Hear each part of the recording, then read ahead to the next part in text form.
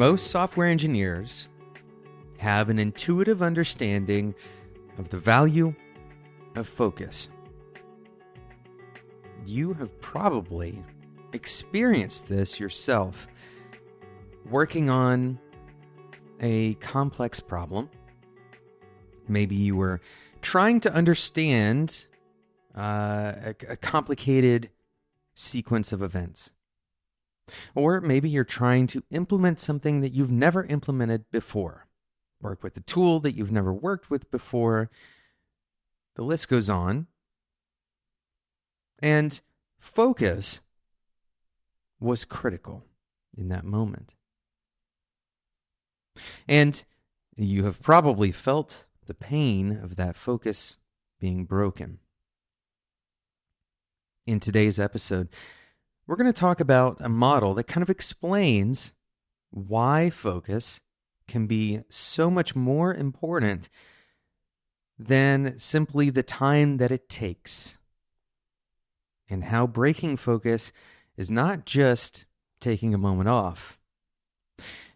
And it doesn't just apply to focus. We're not going to only hone in on this one subject. We're going to talk about this as a more general concept so that you can recognize when this pattern emerges again.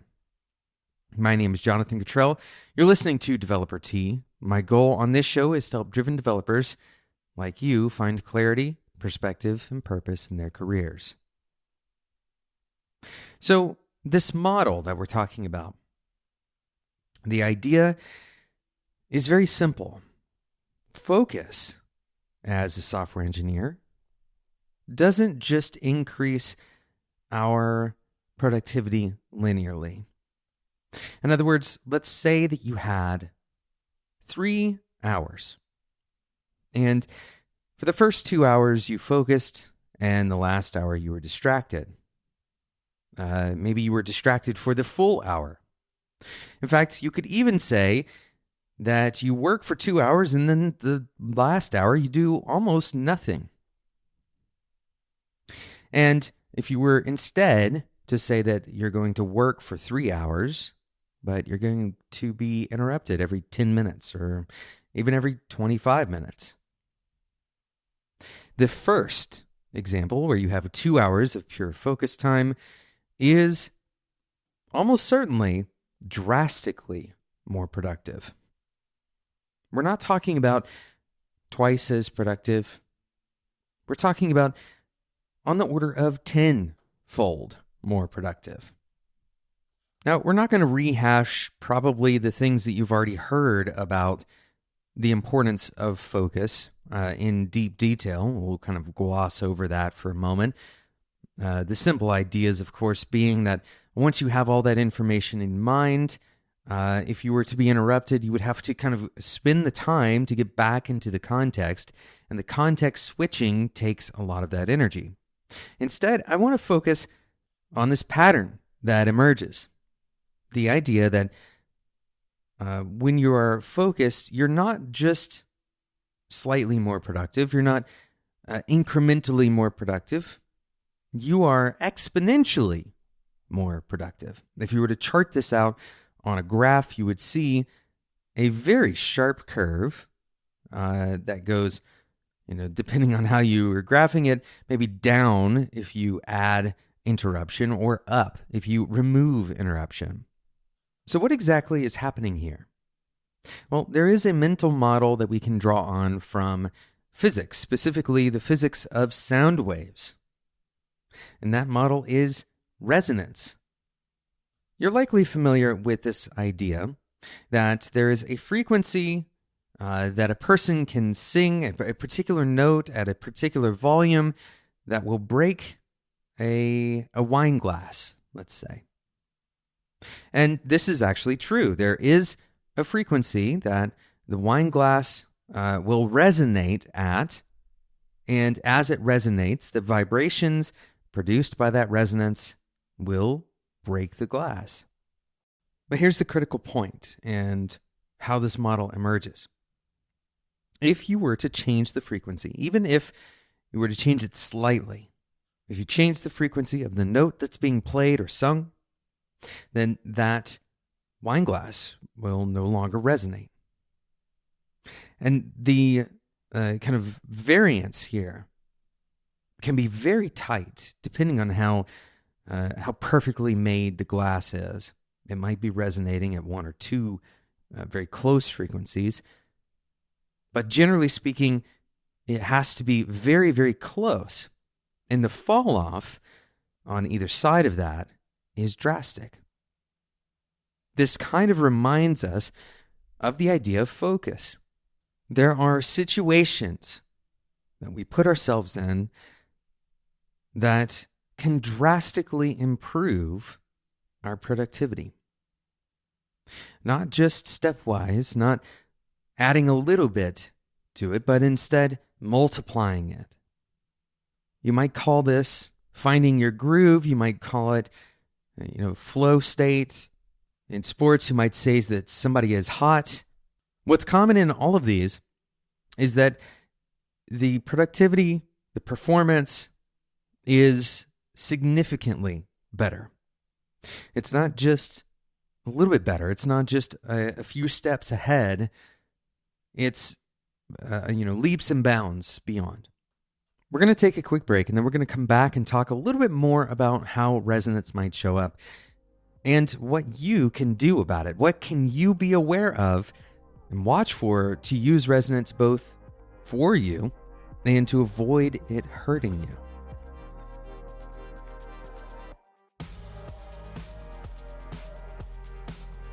Today's episode is sponsored by Remote Works, a podcast that tells extraordinary stories of teams that made the shift to flexible working. The way that we work has changed forever, and not just because of the pandemic. In each episode of Remote Works, host Melanie Green tells an insightful story about how people and companies are adapting.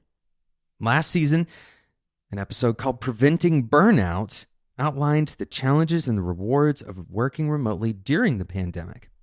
In fact, a recent study found that 75% of workers have experienced burnout, and 40% said that their burnout was a direct result of the pandemic. But what if we can't see the signs of impending burnout? Burnout is not gone now that we are coming out on the other side of this.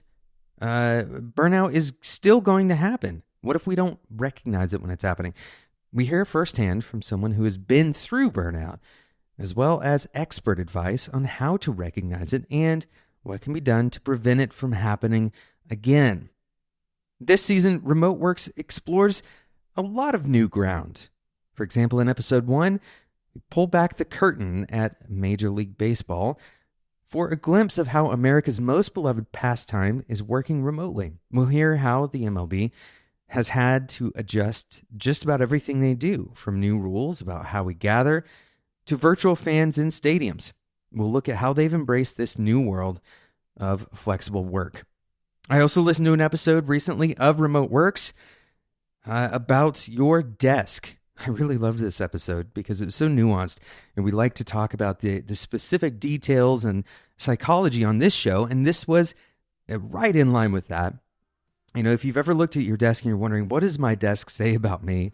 And if you've ever looked at somebody else's desk and wondering, why do they have a desk that is so different from mine?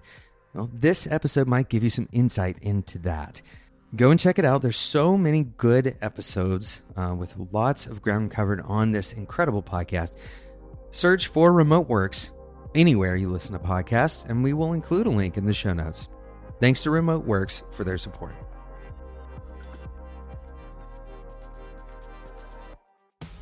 So we talked about ways that resonance kind of reflects our ability to focus.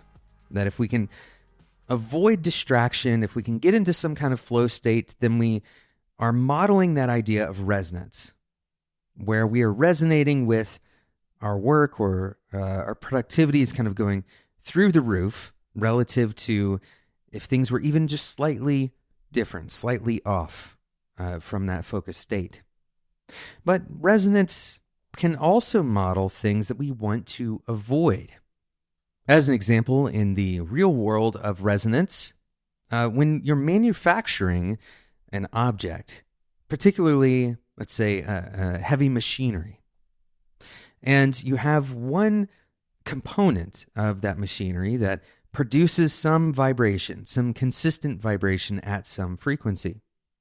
Well, anything that touches that component will have that frequency kind of forced onto it. Now, you want to avoid these two components having resonance. And it should become pretty clear why. Remember the glass breaking before. When the tone, the resonance is forced onto the glass begins to oscillate, and eventually it oscillates enough that it kind of breaks apart. Well, if you have a component of a machine that is pressed up against another component, and the second component has resonance with a frequency that the first component is producing, well, it's possible that the second component will rip itself apart as well. One example of what this model kind of mirrors in our focus lives is the idea of a trigger. If your anxiety, for example, is triggered by a particular thought or a particular image maybe, then it's possible that your negative resonance here is totally destroying your productivity. I do want to be clear that we are talking about metaphorical frequencies here, not literal frequencies.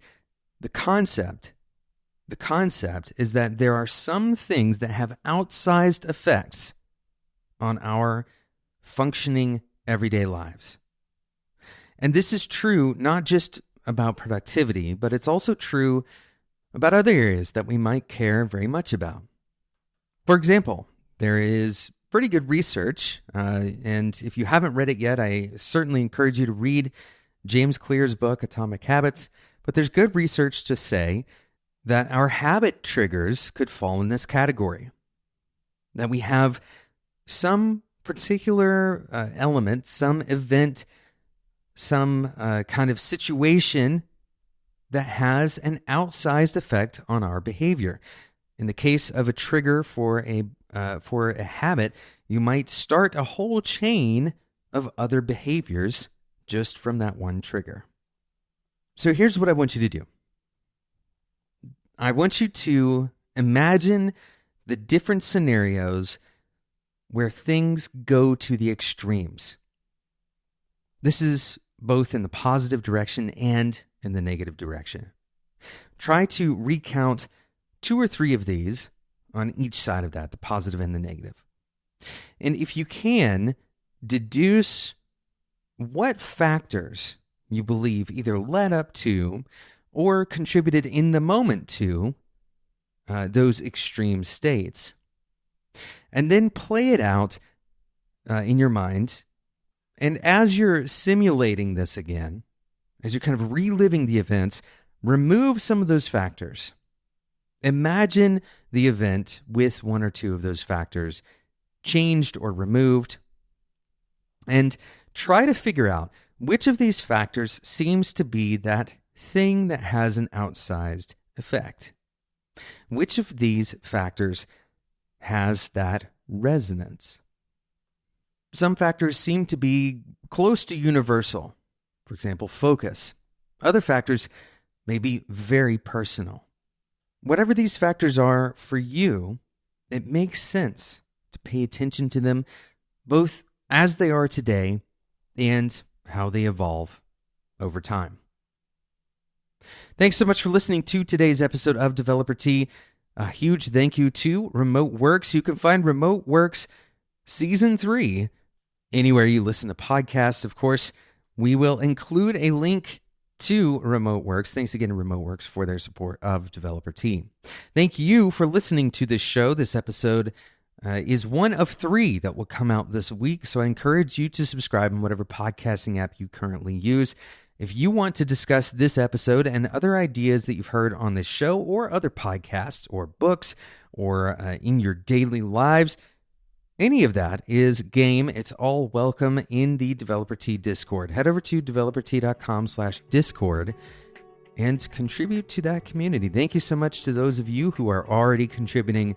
It's very exciting to be a part of that.